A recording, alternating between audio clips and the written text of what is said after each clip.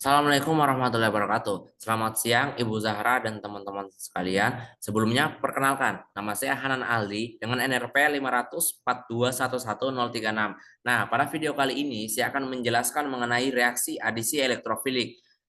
Di mana reaksi yang akan saya gunakan pada video kali ini ada dua. Yang pertama, reaksi pembentukan halohidrin dan yang kedua, reaksi pembentukan diol. Pertama, reaksi pembentukan halohidrin. Jadi, suatu alkena apabila direaksikan dengan haloalkana dalam pelarut nukleofil seperti air, maka pelarut tersebut akan mengalami reaksi. Spesifiknya pada langkah kedua reaksi beraksi itu pada langkah kedua itu akan pelarutnya akan bereaksi dengan ion halonium, contohnya seperti kloronium dan bromonium, untuk membentuk produk akhir halohidrin. Contoh reaksi yang saya gunakan pada video kali ini adalah mengenai reaksi antara 3-metil 1 butena dengan Br2 dalam pelarut H2O, yang mana produk akhirnya itu akan menghasilkan uh, struktur seperti pada gambar dengan nama 3-metil 1 bromo 2 butanol. Adapun mekanisme reaksinya tercantum seperti ada di sini.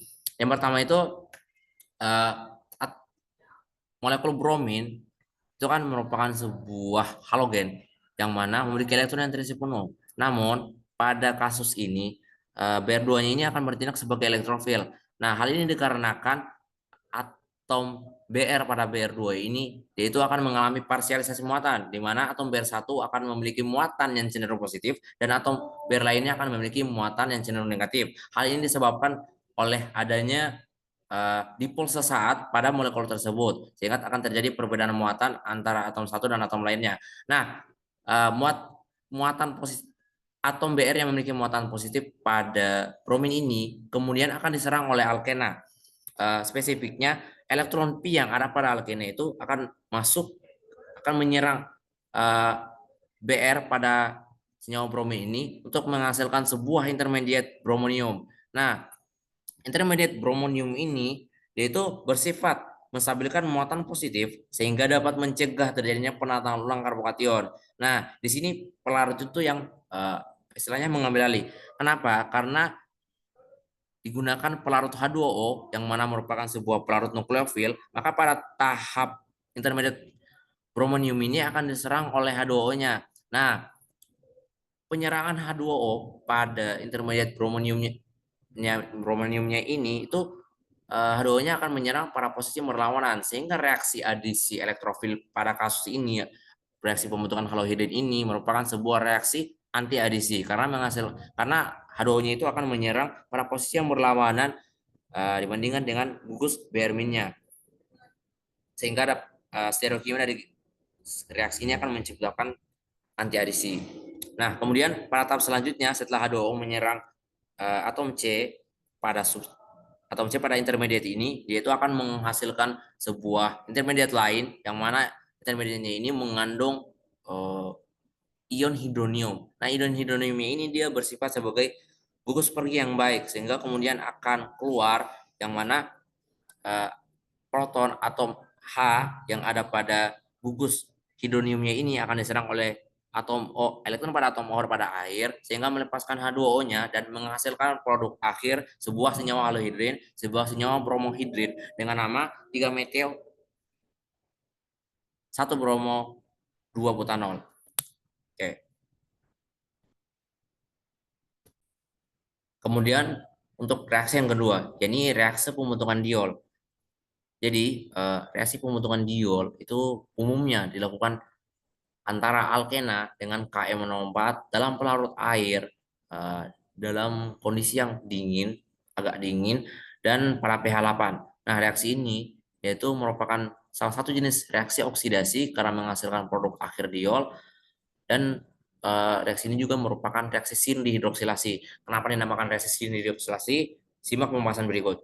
Jadi, contoh yang saya ambil pada reaksi pembentukan diol ini adalah reaksi antara 4-metil 1 pentena dengan KM04 dalam pelarut air dalam suasana dingin dengan kondisi larutan yang basah atau memiliki pH sebesar 8. Nah, eh, hasil akhir pada reaksi ini adalah sebuah senyawa 1,2 diol seperti yang terlihat pada gambar dengan nama 4 metil 1,2 dihidroksi pentana.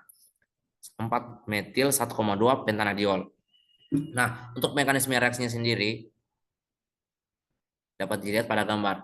Jadi, yang pertama itu KMNO4 dalam larutan itu akan mengalami disosiasi menghasilkan K+ dan MnO4-. Nah, kemudian MnO4- ini itu akan berperan sebagai sebuah elektrofil yang mana atom O pada MnO4- ini akan diserang oleh elektron P yang ada pada alkena. Nah, setelah uh, elektron P itu menyerang atom O pada MnO4-, maka ikatan rangkap antara MnO itu akan masuk sepenuhnya ke Mn, sedangkan ikatan rangkap antara MnO yang satunya itu akan terpisah dan elektron dari ikatan rangkap tersebut akan menyerang atom C pada alkena, sehingga reaksi ini akan menghasilkan sebuah intermediate dengan proses sin adisi. Nah, kenapa reaksinya merupakan jenis reaksi sin adisi?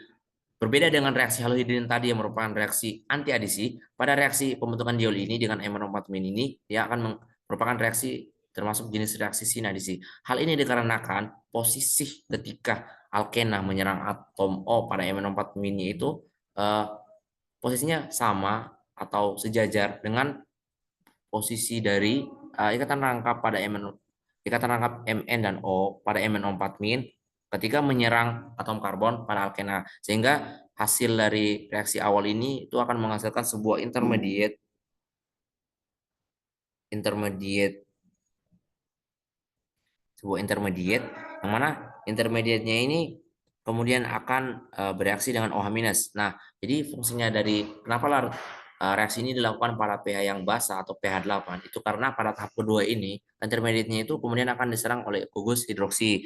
Nah, uh, ketika gugus hidroksi itu menyerang intermediate-nya, lebih tepatnya menyerang atom Mn, maka elektron yang ada atom Mn itu akan sepenuhnya tertarik ke oksigen, sehingga akan menghasilkan intermediate kedua pada reaksi ketiga, yakni sebuah intermediate yang mengandung atom Mn dengan 5 atom O dan memiliki muatan negatif 2.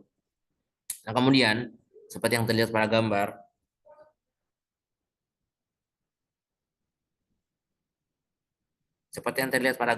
itu ikatan rangkap yang ada pada O akan masuk ke Mn atau sehingga membentuk ikatan rangkap 2. Sedangkan eh,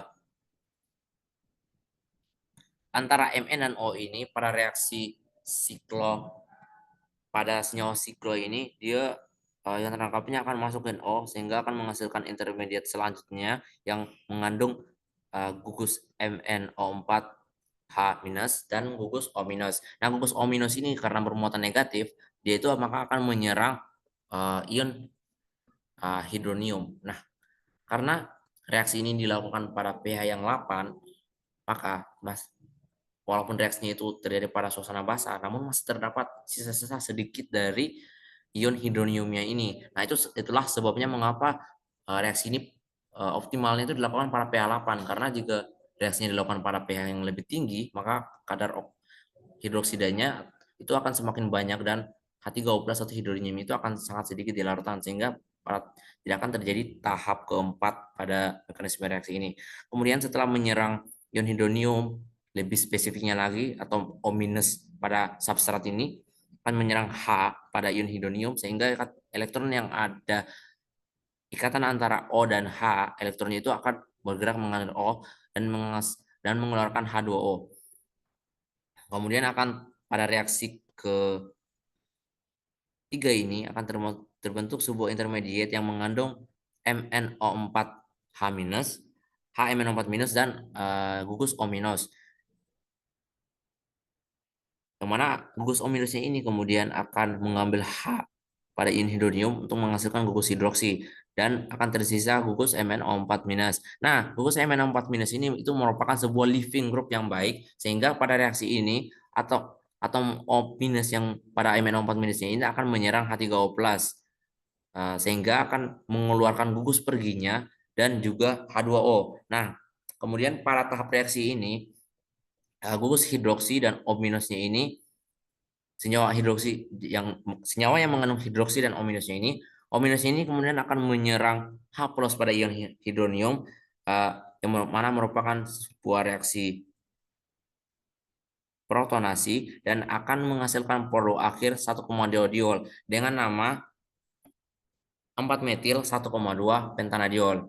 Jadi sekian penjelasan dari saya. Terima kasih. Saya akhiri. Wassalamualaikum warahmatullahi wabarakatuh.